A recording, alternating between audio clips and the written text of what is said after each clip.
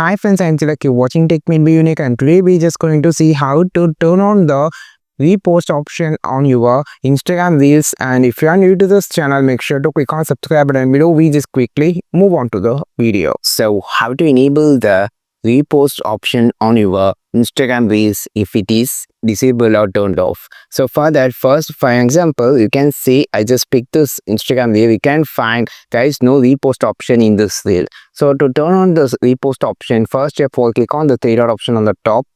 Then you just got into the setting option. So here you just need to click on the sharing and reuse. Click on this, and here on the top you can find the repost on the post and this tab has been turned off.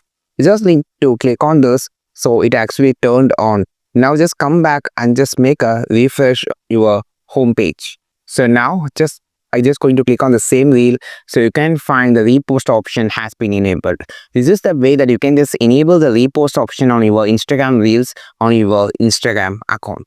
I think this video helped you a lot. Like this video, share this video, subscribe this channel. We will meet our next video with a super valuable content. This is Tilak signing off from Tech Made Be Unique. Have a wonderful and most beautiful day.